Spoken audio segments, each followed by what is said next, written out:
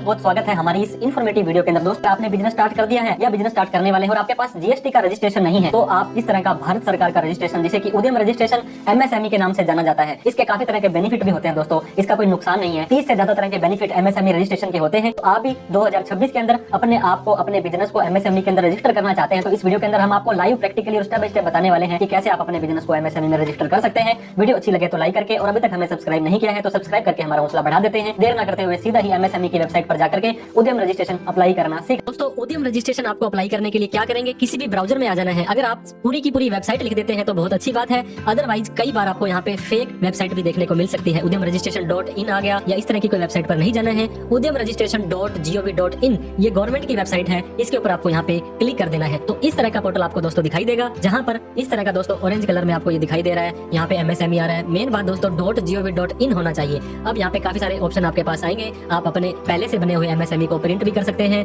आप भूल गए हैं तो यहाँ से पता कर सकते हैं। लेकिन पहली बार इस वेबसाइट पर आए हैं, welcome to register here for new entrepreneur who are not register. आप पहली बार आए हैं और कभी भी आप अपने आप को रजिस्टर नहीं कर पाए हैं। अगर आपके पास उद्योग आधार जो होता था पहले, तो उसको माइग्रेट करने के लिए आपको यहाँ पे क्लिक करना पड़ेगा। तो हम पहली बार आए हैं तो फॉर न्यू एंटरप्राइज यहाँ पे आपको क्लिक कर देना है। अब दोस्तों, आपसे यहाँ पे पूछा जा रहा है, यहाँ पे आधार नंबर डालना है और यहाँ पे नेम ऑफ एंटरप्रेन्योर, उद्यमी का नाम डालना है, फर्म का नाम नहीं डालना है। आपके आधार कार्ड में जो भी उसकी नेम की स्पेलिंग है वो बिल्कुल सही डालनी है। और आधार नंबर, अगर आप एक प्रोप्राइटर हैं, आपके पैन कार्ड का 4th कैरेक्टर P है तो आपका आधार आ जाएगा। अगर आप एक HUF है तो कर्ता का आधार। अगर आप फर्म LLP या कंपनी है तो आपके डायरेक्टर या पार्टनर का आधार कार्ड और उसका नंबर, आधार कार्ड का नंबर और आधार कार्ड में क्या नाम है वो डाल करके वैलिडेट एंड जनरेट ओटीपी पर क्लिक कर देना है। वैलिडेट एंड जनरेट ओटीपी पर जैसे ही क्लिक करेंगे दोस्तों, तो यहाँ पे ओटीपी हैज बीन सेंट, आपके मोबाइल के लास्ट के 4 डिजिट बता दिए जाएंगे। कई बार हमें ये पता करना होता है कि हमारे आधार कार्ड में कौन सा मोबाइल नंबर जुड़ा है, तो उससे भी आप ये पता कर सकते हैं कि ये 4 जो मोबाइल नंबर के लास्ट के 4 डिजिट है, ये यहाँ पर आधार कार्ड में दिए गए हैं। अब 6 डिजिट का ओटीपी आपको यहाँ पे डाल करके वैलिडेट बटन पर क्लिक कर देना है। ओटीपी डालने के बाद वैलिडेट बटन पर क्लिक करेंगे तो दोस्तों इस तरह का आपका पोर्टल खुल जाएगा, जहाँ पर आपका आधार का नंबर और आपका नेम ऑटोमेटिक आ चुका है। थोड़ा सा नीचे आएंगे, अब आपको पैन वेरिफिकेशन करनी है। अगर आप एक प्रोप्राइटर के अलावा HUF कंपनी फर्म है तो यहाँ पे उस फर्म का आने वाला है दोस्तों पैन नंबर। मान लीजिए आपके संगठन का प्रकार, अगर आपके फिर से बताता हूँ, पैन कार्ड का 4th कैरेक्टर P यानी कि पर्सन है तो 99% लोग प्रोप्राइटरशिप में आ जाएंगे। अब यहाँ पे दोस्तों आपका पैन नंबर आपको डाल देना है। आपके पैन कार्ड में क्या नाम है, डेट ऑफ बर्थ क्या है, वो डालने के बाद इस चेकबॉक्स पे क्लिक करना है। फिर आपको पैन वैलिडेट पर क्लिक कर देना है। हम यहाँ पे पैन का डेटा डालने के बाद पैन वैलिडेट पर क्लिक करते हैं तो यहाँ पे ग्रीन कलर में your PAN has been successfully verified. अगर आपको यहाँ पे मैसेज आता है कि ये पैन नंबर ऑलरेडी रजिस्टर है, तो इसका मतलब है कि आपने एमएसएमई इस पैन से बना रखा है। फिर आपको फॉरगेट उद्यम रजिस्ट्रेशन करना होगा। अब हमने कंटिन्यू बटन पर क्लिक कर दिया है। अब दोस्तों आपसे पूछे जाएंगे कुछ सवाल, या पिछले साल की आईटीआर भरी थी तो ऑटोमेटिक यस आ जाएगा। कौन सी आईटीआर भरी थी वो भी ऑटोमेटिक आ जाएगा। क्या आपके पास जीएसटी नंबर है तो यस करें, नहीं है तो आपको सिंपली नो कर देना है। फिर आपको नीचे दोस्तों यहाँ पर आपको नेम ऑफ एंटरप्रेन्योर आ जाने वाला है। आपको अपना मोबाइल नंबर और ईमेल आईडी डालनी है।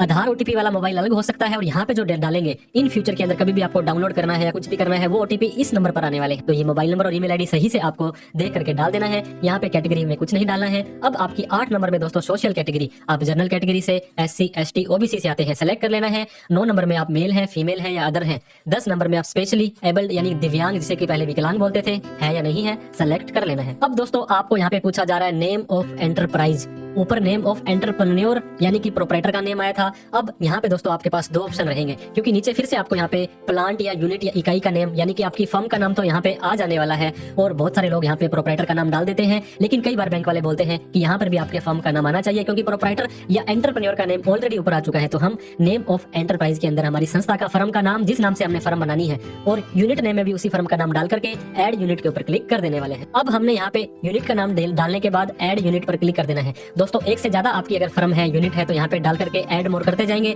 तो 1 2 3 4 5 कितनी भी ऐड आप यहाँ पे कर सकते हैं। हर एक यूनिट का एड्रेस आपको डालना पड़ेगा। 12 नंबर में सबसे पहले तो आपको यूनिट सेलेक्ट करनी है। अगर आपकी 1 से ज्यादा यूनिट है तो आपको हर एक यूनिट का अलग अलग एड्रेस डालना है। यहाँ पर प्रोप्राइटर का name, ward number, village, town, block, city, pin code. और दोस्तों जो सेलेक्ट करेंगे स्टेट, यहाँ पे अगर इसको एक बार सेलेक्ट कर लिया तो बार बार इसे आप चेंज नहीं कर पाएंगे। इस चीज का ध्यान दें। एक बार जो आपका यहाँ पे डिस्ट्रिक्ट और स्टेट सेलेक्ट हो गया, उसको आप बाद में चेंज नहीं कर पाएंगे। नीचे यहाँ पे सारा का सारा एड्रेस डालने के बाद ऐड प्लांट पर क्लिक कर देना है। 13 नंबर पर फिर से आपको दोस्तों सेम का सेम एड्रेस डालना है। वैसे यहाँ पे इन्हें एक ऑप्शन देना चाहिए था कि ऊपर वाला एड्रेस सेम रखना है, यस या नो, तो यस रखते ही ऑटोमेटिक आ जाता, लेकिन यहाँ पे नहीं आ रहा है, तो सेम एड्रेस आपको एक बार फिर से यहाँ पे डाल देना है। तो दोस्तों सेम का सेम एड्रेस आपको ऊपर और नीचे डाल करके लॉन्गिट्यूड लैंगिट्यूड का अगर यहाँ आपको सेलेक्ट करने के लिए दे रहा है तो आप अपने मैप से अपनी लोकेशन को सेलेक्ट कर लें। यहाँ पे नॉट एप्लीकेबल 14 नंबर में पड़ा रहने दें। स्टेटस ऑफ एंटरप्राइज का मतलब है कि कब आपकी संस्था बनी थी, कब से आप काम कर रहे हैं, तो यहाँ पे लिख दे। बिजनेस आपका स्टार्ट हो गया है तो यस करके सेम तारीख आप यहाँ पे रख सकते हैं। 16 नंबर में बैंक की डिटेल। बहुत सारे लोग दोस्तों करंट अकाउंट ओपन कराने के लिए एमएसएमई बनाते हैं, लेकिन अभी तक तो आपका करंट अकाउंट है नहीं,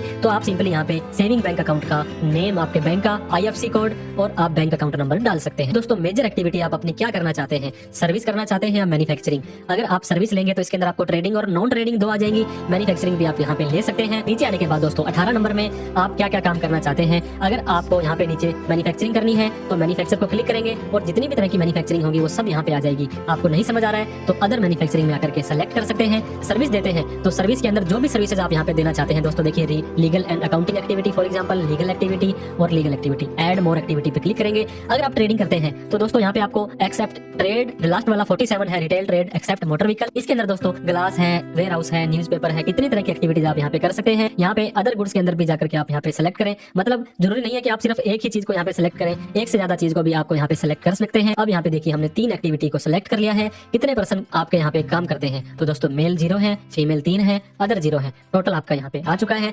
थोड़ा सा नीचे आप आएंगे तो अब आपको यहाँ पे पूछा जाएगा कि आपकी रिटर्न डाउन वैल्यू, कोई प्लांट एंड मशीनरी अगर आपकी थी 31/3/24 को, तो वो यहाँ पे डाल देंगे। Cost of pollution control research safety device अगर आपके पास है तो यूजुअली ये 0 होती है।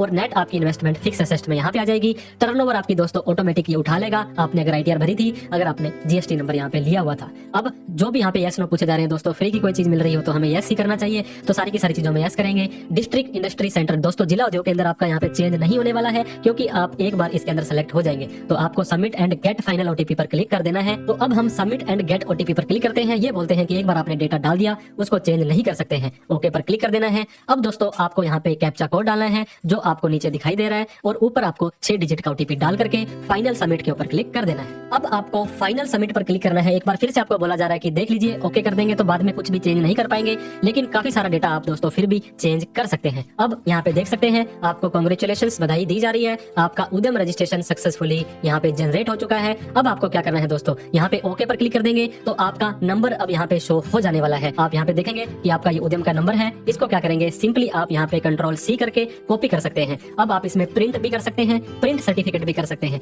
जैसे ही प्रिंट या प्रिंट सर्टिफिकेट करेंगे आपको फिर से ये लॉगिन करने के लिए बोलेगा, तो आपको यहाँ पे अपना उद्यम का नंबर जो भी आपने कॉपी किया था, आपको अपना मोबाइल नंबर डालना है जो उद्यम में दिया था, और OTP आपको मोबाइल पर चाहिए तो ऊपर वाले पर, ईमेल पर चाहिए तो नीचे वाले पर क्लिक करके वैलिडेट एंड जनरेट OTP पर क्लिक कर देना है। अब दोस्तों एक OTP आपका यहाँ पे आ जाने वाला है, उसके बाद में वैलिडेट OTP एंड लॉगिन के ऊपर आपको क्लिक कर देना है। तो अब आपको वैलिडेट OTP एंड लॉगिन के ऊपर क्लिक कर देना है। दोस्तों कोई डिटेल अभी भी आप चेंज करना चाहते हैं तो एडिट डिटेल पर जाएं, जो जो चीजें आपको चेंज करने के लिए दी जा रही है उसको आप चेंज करें। अब प्रिंट सर्टिफिकेट का ऑप्शन आपके पास आ रहा होगा, इस पे आपको सिंपली क्लिक कर देना है। अब यहाँ पे फिर से 2 ऑप्शन आपको दे रहे होंगे। प्रिंट में आपका पहला पेज का सर्टिफिकेट आ जाएगा, प्रिंट विद अनेक्चर में 2-3 पेज की सारी डिटेल आपकी आ जाएगी। तो आप कोशिश करें कि प्रिंट विद अनेक्चर कर लेंगे तो पहला पेज तो आपका आ ही जाएगा, बाकी के पेज भी आ जाने वाले हैं। अब यहाँ पे फर्स्ट पेज, सेकंड पेज और थर्ड पेज, ये तीनों के तीनों पेज दोस्तों आप सेव करेंगे। जिस फोल्डर में आपने सेव करना है वहाँ पे ये सेव हो जाने वाला है। तो इस तरह से दोस्तों आप अपना MSME भारत सरकार का ये रजिस्ट्रेशन है घर बैठे ही फ्री में कर सकते हैं, उद्यम रजिस्ट्रेशन सर्टिफिकेट।